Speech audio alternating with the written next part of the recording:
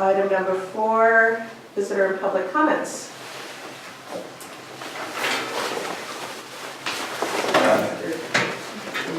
I'd like to address with the board the proposed sale of the old Morgan property for what was announced as $2.8 million.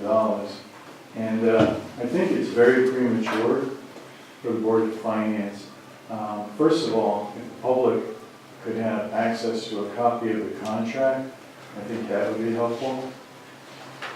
Number 2, Then you know there's going to be a public hearing. yes, absolutely. But I think before you even get to that step, I think the Board of Finance has to, just should be allowed to do its due diligence.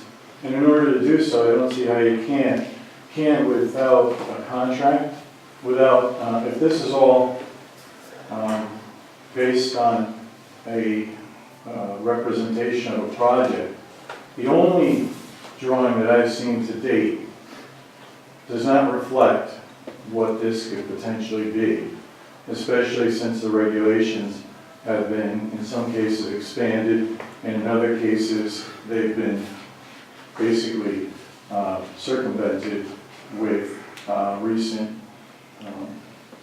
decisions by the Planning and Zoning Commission. So I think it's just premature until we see the plan for the entire proposed development, which we don't have, and the contract, I think, should be made available to everyone so that someone like myself who would like to be able to come and address just how much sense this sale makes should at least be able to see the contract that it's based on. Also, it would seem as though with the changes that have now been allowed in this particular newly created zone, the value of that property is a lot different than what it was when it was first put out to public offering. And $2.8 million with what is allowed to be built on the property now with the new regulations just seems like a very low and inexplicably low figure. I think that the property should be put out to public offering with the new regulations in place, and I can assure this board that you will have renewed interest with the expanded capabilities that a developer would now have. If you just look at the comparable properties in the area, there's nothing to justify this price that I can see, and I'd like to see how this is going to be, this value is going to be substantiated, or how it can possibly be justified. It just seems particularly glaring that you don't have a contract that's available to the public. This sale was newly approved by the Board of Selectmen, and quickly the Board of Finance is being asked to approve it. And I think in order to be able to do your due diligence, you should have a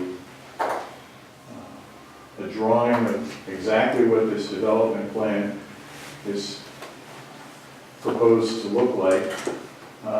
From what I can tell, there can be as many as 200 condominium units built without age restrictions, which would represent a significant cost, both in potential educational costs as well as town services.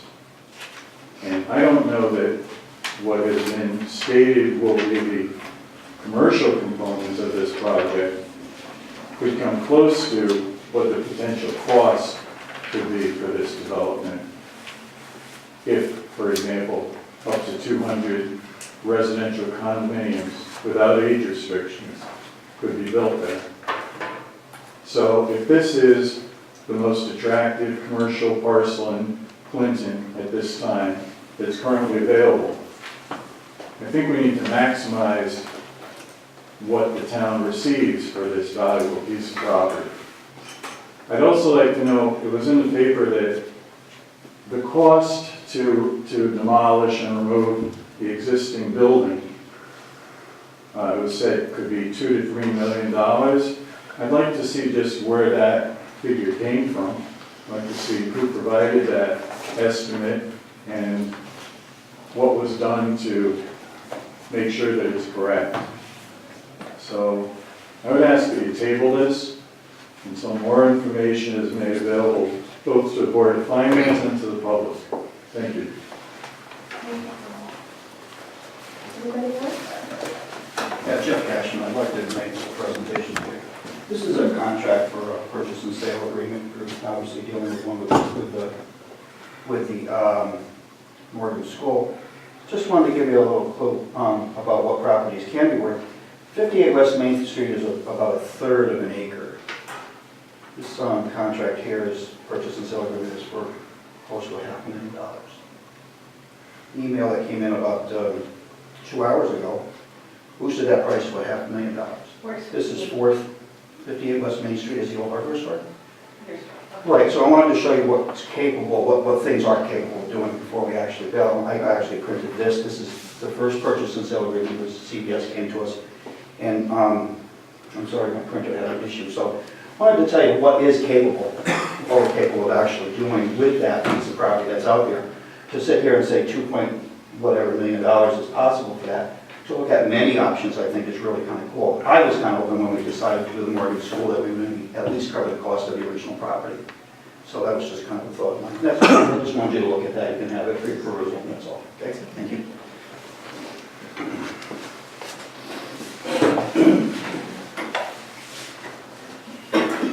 All right, moving on to item number 5, revised budget workshop calendar. Excuse me, are there any other visitors? Are you going to give anybody else a chance? Would anyone else like, no one spoke up, so or came forward. Does anyone else want to speak? Yeah. All right, I feel we should just give everybody the keys to the town hall and tell them, have a good time, do what you want. I mean, we're giving everything away. We can't afford to give everything away. That's how I feel, I'm sorry. You know, we pay a lot in taxes here. And you just hand a piece of property over for not even $3 million.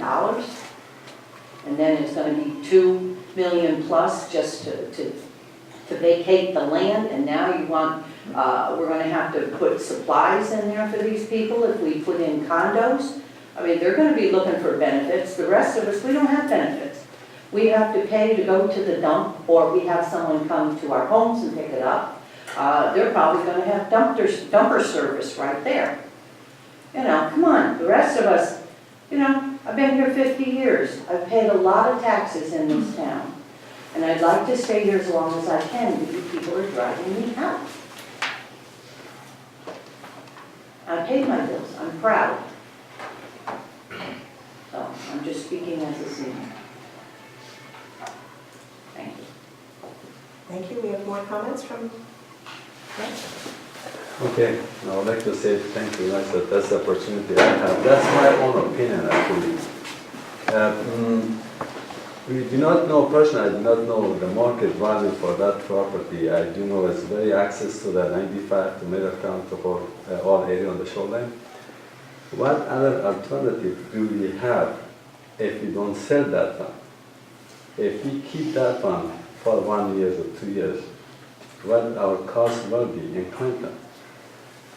But, you know, I do hear from the public, town did a good job the past years. Clinton is the right direction. Usually we're going to be built the next month or 2 months, hopefully new construction. Market value will be higher in Clinton. It's a good time to people to purchase property in Clinton. Just my personal opinion is, if we keep that one, it's a good asset for the town.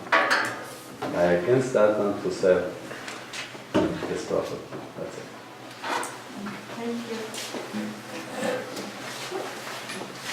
Yes? Michael Galway, 32 Nod Road. I own D&M Self-Storage in U-Haul. I'm probably one of the last people see when they're leaving the town, renting U-Hauls, and they all have the same comment. They can't afford to live here anymore, and they're moving. Now, I don't know the ratio, of who's moving in to what's moving out, but the people moving out are the same thing. I own 2 pieces of property in town. I pay heavy taxes. I'm now at the point of having to sell one because I can't afford it. I keep seeing the taxes go up and up. And I'm appalled that somebody would think of selling that property at half its value and then keep coming back to me for more and more tax money.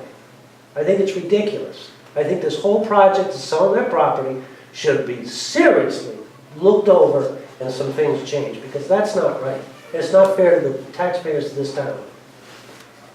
Thank you. Appreciate it, thank you.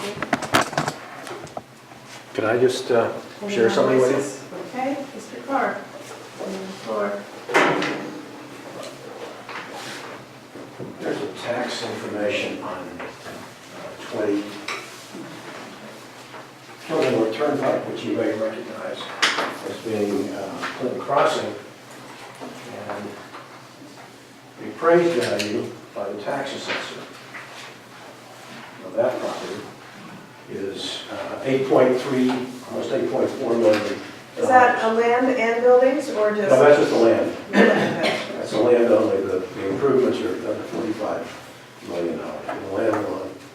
That's 47.11 acres, about 177, almost $178,000 an acre. At $2.8 million for the 38.8 acres, you're looking at about $72,000 an acre. Kurt, this value is 2009. That's 2010, building the back, way in front. The one we're currently using. 2009 was much higher, was 14 million. This is the latest one that the assessor is using. I went to the assessor's office today to check it. Anyway, the long and the short of it is that this property should be worth about 6.9 million based on this valuation. And I'm not a realtor. I know you are. This is 5.8 for the land, and this is how many acres? This is 47. 47 acres, 5.8 million. Okay. No, 8.4 million for the land. Land right here, 5.8. That's the assessed value on it. Oh, you're- I'm using the appraised value because Got it. What was the acres again, Ken? 47.11. It's in here, so you can check it. Back to the back. It's the next to last page, Leah. Okay, thank you. Right. And the property that we're selling is 38.8 acres, and we're selling it for about $72,000 an acre. If you apply this valuation, you'd be getting about 6.9 million. Let's say you take out 2 million for demolishing. You're still at 4.9, which of course, when we were being lobbied, What number are you starting at? Oh, it's if you applied the 178 to If the, you compared that way. right. So you take out a couple million to demolish the school, and you're still at, 4.9 over $5 million. Yes. Also, there's quite a bit of the land that's not buildable at the moment. On both properties. Right, both properties have the Clinton Crossing also has wetlands in it as well. So I understand that. Yeah, so you took that into account. Well, the thing is, I don't have an absolute apples to apples, I understand that, but they both have wetlands, I guess my point is that not only are we selling this, I think, at a lower rate than I think it should be sold, but by doing so, not only do we shortchange the taxpayers of Clinton and the town of Clinton, but we devalue all the property in Clinton. And this has a negative impact. If we think this is only worth 2.8 million, then that has a negative impact on all the property. And of course, the other part of this is that the developer is planning on making this up to 50% residential, which would wipe out the advantage of the commercial portion of the property in terms of net when you take the costs out. So I hope you will look at this very carefully. I trust you will. But I could not let this evening go by without pointing these facts out to you. So thank you very much for your service and the time to talk to you this morning.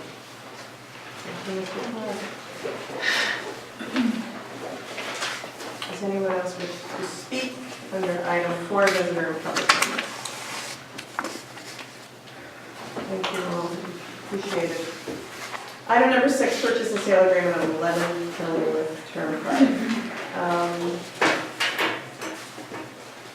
I actually have a little bit to say about it because I sat on the committee along with Brad And Tom. over a year, and Tom, along with 2 members of the Planning and Zoning Commission. 2 members of the selectmen. And the Board of Selectmen. Chairman of ZBA, chairman of Inland Wetlands. Those meetings And went a on, representative from EDC. we spent, I don't know if we spent 100 hours, we spent a long time, over a year. That land is zoned residential, and the whole process of preparing a plan to maximize the tax dollars and the profit to the town was based on the fact that that's what we were trying for. That was our goal. We had 2 members of the Planning and Zoning Department there, paralleling every discussion about what the possibilities were, what might be good. We had a blank sheet of paper to start with. They were designing their zoning regs in accordance with a vision that this entire committee had, mostly driven by the Planning and Zoning Commission, on how they wanted that land developed, how they wanted it to look, how it would embrace Clinton and be a manageable fit to work with the rest of the town, and not be in competition with the mall, and not be something that would live for a few years and just go poof and be an empty building, which has happened a lot on Route 1 in Clinton. There's a lot of empty buildings. My other comments are, besides that effort, which were lengthy, we had attorneys at the table, we had a lot of quality people that knew the Richards, there was a lot of people that had a lot of background in commercial development. I myself, I'm a realtor, I've been one for 30 years. I don't emphasize commercial, but I know the market on the shoreline. And the idea was to maximize the use so that no one use would be overshadowing another. So if the market, this was in my mind, if the market was soft in retail, you have some residential to balance it out. It was a balanced approach, like a balanced portfolio. This is what we all thought after a year and some months, 13, 14 months, would be the best plan. Of that 28 acres, there's only about 10 that are usable. We've got a Class 1 river, we've got a lot of wetlands, and you've got a really old building and you need remediation on that site as well. The design and plan, again, I have to emphasize, this design and plan was driven by the Planning and Zoning Commission and by members of the town. We weren't sold a bill of goods. If you look at the request for proposals that the town put out over a year ago, it specifies exactly the uses that the town wanted to enhance. That's about all I have to say right now. I think more importantly then, and we had basically 2 developers answer the request. They had nobody interested. The third was a realtor who wanted to take it under his brand. It was the group of Ginty Group. He wanted to just build it. Lyman. It was Lyman. Lyman was the realtor, the developer. Right, when we were talking about commercial developers and we met with, Ron. no, we met with that other guy and his daughter. Mark Diabo, New England Retail Properties, but he did change his proposal. He did change his proposal based on the RFP. We did have an appraisal done, if you remember. Yes. And it was $5 million for that site. And the appraisal was based on highest and best use, not based on the current zone. It was based on, if that was changed to a business property, B2, B3, whatever the highest best use was, it was $5 million. What was the year of that appraisal? That was in 2010. And at the committee level, we talked about, do we need another appraisal, we I'm just wondering if there was any appraisal done during negotiations. No, because we felt that if anything, the property was going to go down. Okay. And Gilbane, through the process of the school development, said that building is $2 to $3 million to demolish. So basically, if you take the $5 million and you're not, that's basically 2.2 million off, because he's gonna be held for the environmental. You're at 2.8 right now. Right, we're not selling a raw piece of land. Right, and I had met with our Thursday morning planning committee because we narrowed it down to the 2 developers, and I met with those guys, and they both wrote a number down, and I came back to the IDZ committee and said, this is what this one's willing to pay, this one's willing to pay. We all knew what it was, and this is where we ended up. And then I was authorized by you guys, the IDZ committee, the Board of Selectmen, to engage with Shipman as an attorney to negotiate with our town planning consultant the purchase and sale agreement, which you have a draft of in front of you, which is basically the contract. And that's where we are. I have to say, as a realtor, it was a little frustrating not to just sell the land, but. We put signs up, remember I put signs Well, up? I On asked the for fence. signs, property for sale, and they were property. Yeah. The interest was little to none, because it is a very, it looks, I mean, there's a high school there, but it's a very difficult property to develop. It's not. And the retail market isn't what it was 10 years ago. Bottom line of the story. And also being in the business, I can tell you, I was actually pleased. It's market. I thought it was market. I think it's market. And the gift that keeps on giving to anybody interested in tax dollars, regardless of what people's analyses are. Residential, which will never get to 50%, because it's 50% of the total square footage of the property, up to 50% because of incentives. Initially, it's 35% square footage, and there are incentives in the regs that allow for them to potentially go up to 50%. The residential property is almost double per square foot assessment value, appraised value, than retail property is. That's just the nature of the beast. More money. It's more money, it's more tax dollars For the town. for the town. Help property owners. And if anybody wants to talk about the property across the street, how that impacted services when that was built, all you need to do is visit the police department, go visit the fire department, and our public safety to see what the impact has been on their operation since the mall was built, because they spent a lot of time up there. So you referenced, and thank you for that summary, because that was helpful, but you did reference it being driven by planning and zoning, and they were at the table, and, you know, I've heard a lot, I mean, there was reference to planning and zoning regulations being changed along the way. So I guess I have a couple questions. So regarding the residential piece, so planning, is there, I think you just referenced it, but I think you said it pretty fast. There are planning and zoning regulations about the number of square footage that residential can occupy? Is that what you were just saying? Well, there's a new reg, it's for the Interchange Development Zone. And it's specific to that property.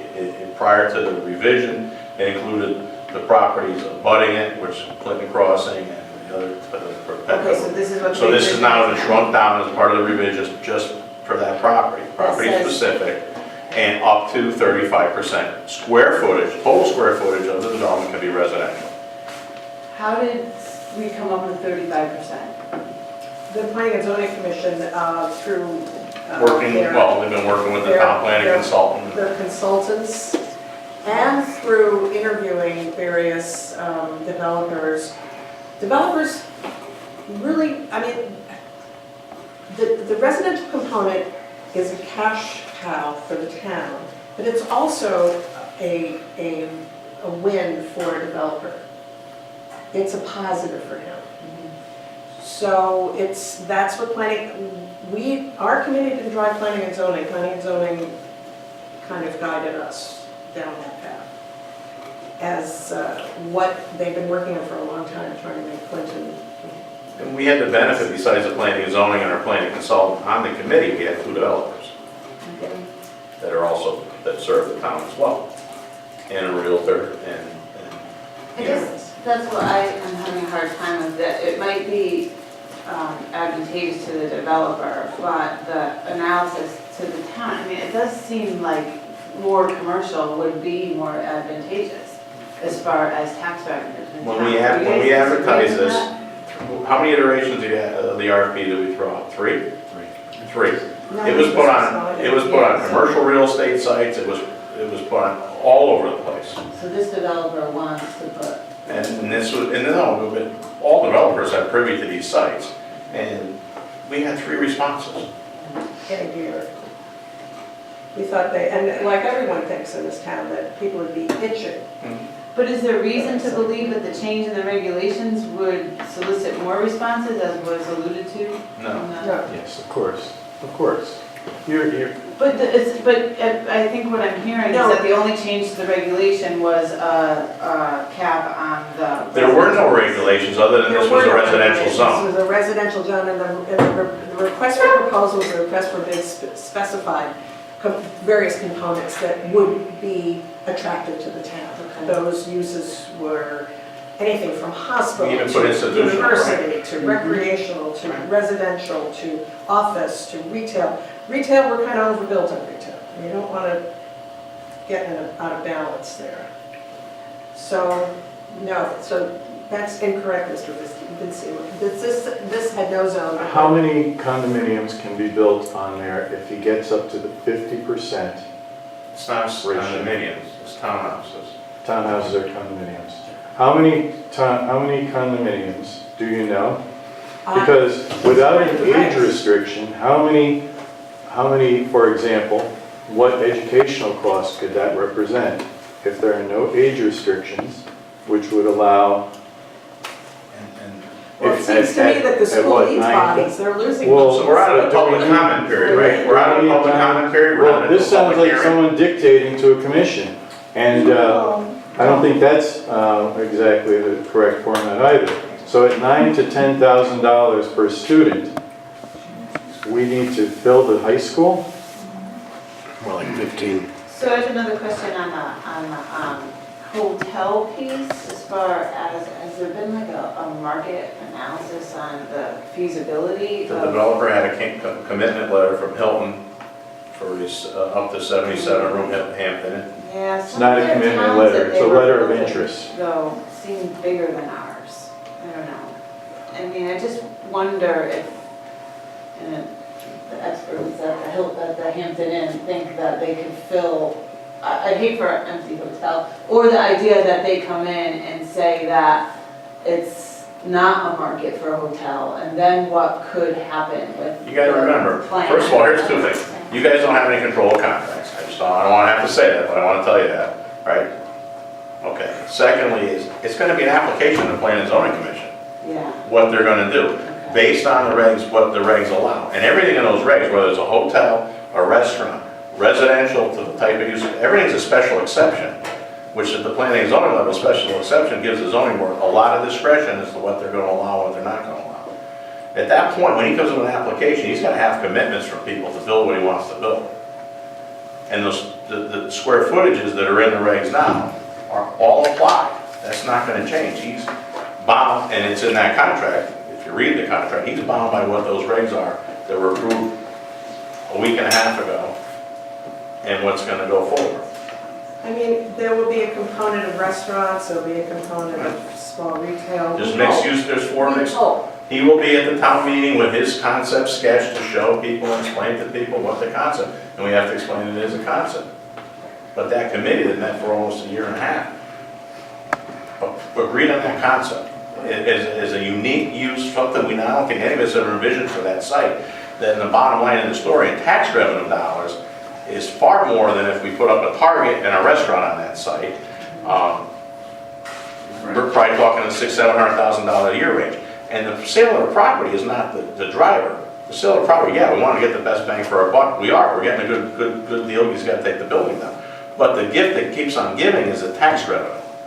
That's just $600,000–700,000 a year that's going to keep your debt service down, offset your debt service on the new high school. That $2.8 million is $2.8 million that potentially we're not going to have to borrow for the new high school, which is something we sold to people when we went forward with this school. That's what you have to understand. When does the tax revenue start? As soon as he signs the contract, hopefully October 1st, 2016. Then he owns the property and it's taxable. you've got to remember, this is a very, I mean, maybe, well. And hopefully by then he has approvals from the zoning board and everybody else he needs, because that's a year and change He's out. got 18-month contingency, right? Yeah, Yeah, this is a very odd shaped property. As a realtor, I would probably look for other properties that would be comparable along the highway that might be more attractive in terms of its developability. It's a tough site. Would this go to a referendum? no. This is just a Oh, town meeting. Town meeting, that's good town meeting. meeting, yeah. Sale of real estate, that's. By the way, the zoning board approved the sale of the property unanimously. And that's all, we're here not to say, well, we're just here to send this to further discussion with all of you. There were some schedules missing. Superintendent schools are preparing this. Is that, I see he's here, I mean, We're lucky that the is two that attorneys going were gonna say smoothly off. still? Or is it, are there any concerns over their access to the premises and while it's still being used for school? I mean, is there? It just, excuse me, that is being worked on by the attorneys at this point. But the main issue is just that it's not a disruption to the educational process. And we already have mechanisms in place for people to do visitation, so it depends on what it is that they would need to be able to do. So clearly, they can't be doing any kind of demolition or, site sampling kinds of things that would be disruptive to the educational process, that's all. But that is being worked on as we speak.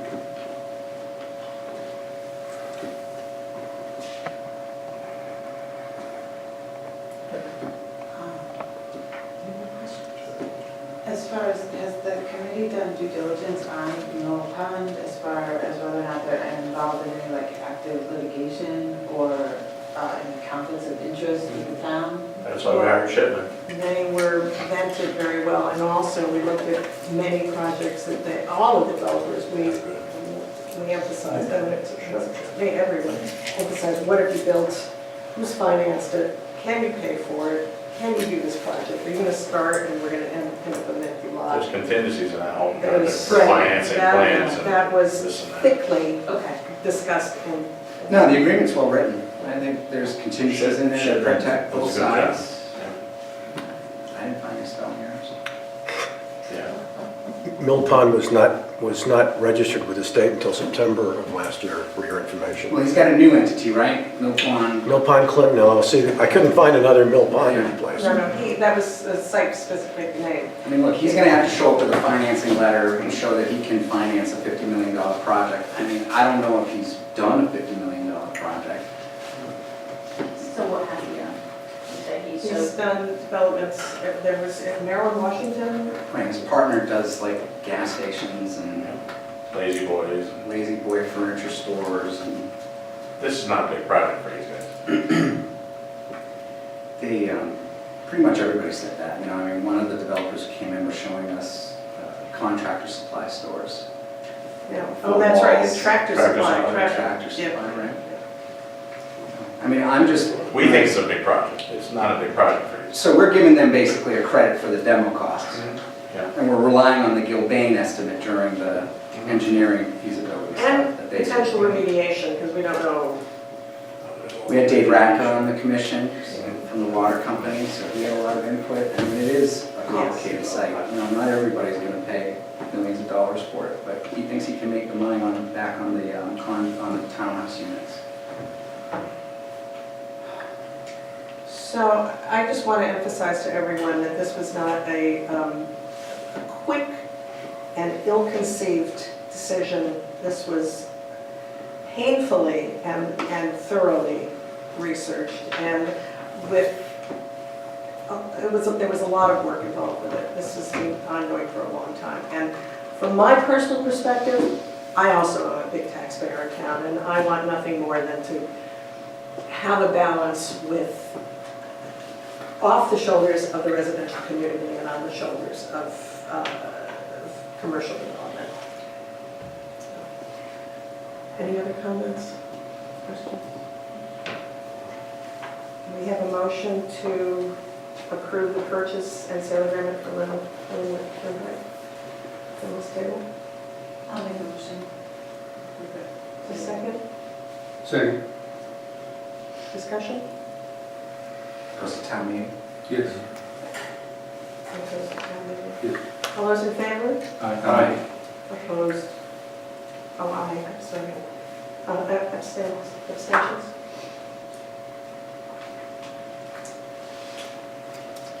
When's the town meeting gonna be? February 4. 4th? Carol? It was a very interesting Board of Finance meeting last night. It was Ona Nadel's first night as chair, and I thought she did a commendable job. There was a lot of public input on the budget, on the contract for the purchase of the old Morgan. There were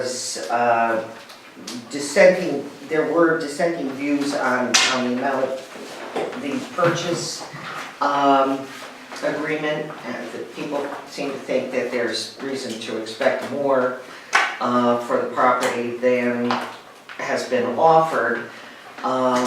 So I think we need to make a concerted effort to let everyone that you know that it is what the market will bear in light of all the circumstances attached to that property, all the research that went into how best to market it with the factors of what the panel wanted to see in there, with huge input from the zoning commission, planning and zoning. They agreed on what they wanted there, and they put it out to bid multiple times, and this is who arrived, and this is in light of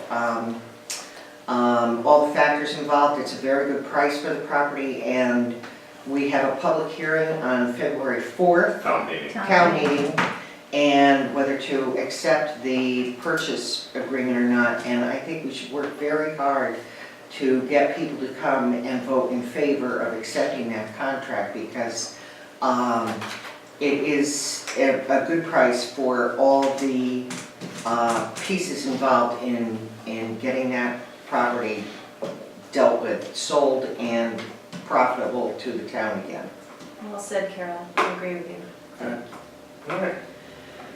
Anything else?